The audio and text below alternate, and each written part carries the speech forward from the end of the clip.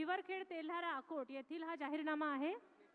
याचे विमोचन माननीय मुख्यमंत्री यांच्या हस्ते या ठिकाणी पार पाडण्यात आलेला आहे।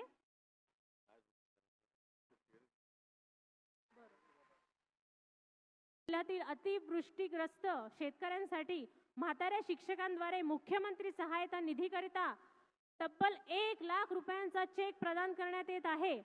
उपस्थित शिक्षक पेन्शनर टीचर्स फोरम म्हणजे लक्षवेधी निवडणूक झालेली आहे। 9 वर्ष झाले निवडणूक झाली नव्हती। आपण सगळे वाट पाहत होतो। ही कार्यकर्त्यांची निवडणूक आहे, गल्ली बोळातल्या कामांची निवडणूक आहे, समस्यांची निवडणूक आहे आणि म्हणून आपल्या सगळ्यांना आता विचार सातपुड्याच्या पायथ्याशी असलेल्या या हिवरखेडमध्ये आल्यानंतर मला अतिशय आनंद होतोय आणि प्रकाश भाऊंनी सांगितलं हिवरखेडला येणारे तुम्ही पहिलेच मुख्यमंत्री आहात, त्यामुळे मी आपल्या सर्वांना या ठिकाणी रामराम करतो।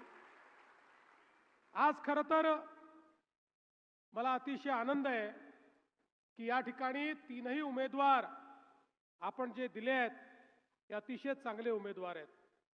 आपल्या सुलभाताई दुतोंडे ज्यांनी मागच्या काळामध्ये या ठिकाणी पक्षासोबत प्रामाणिकता काय असते, पक्षनिष्ठा काय असते हे निश्चितपणे आपल्याला दाखवलं आणि म्हणूनच भारतीय जनता पक्षामध्ये प्रत्येक जो कार्यकर्ता आहे हा स्वतःकरता काम करत असतो, तो पक्षाकरता काम करत असतो।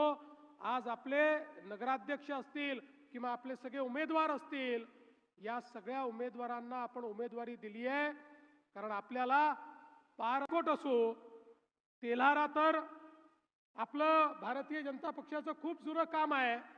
तेल्हारा असेल किंवा अकोट असेल हे मध्यवर्ती ठिकाण आहे आणि म्हणून या ठिकाणी ही जी सभा आहे ही तिन्ही नगरपालिकांची मिळून एकत्रित सभा आपण घेतलेली आहे आणि मला विश्वास आहे की या सभेतनं तिन्ही नगरपालिकांमध्ये आता पुढच्या काळामध्ये निश्चितपणे आपला झेंडा लागेल।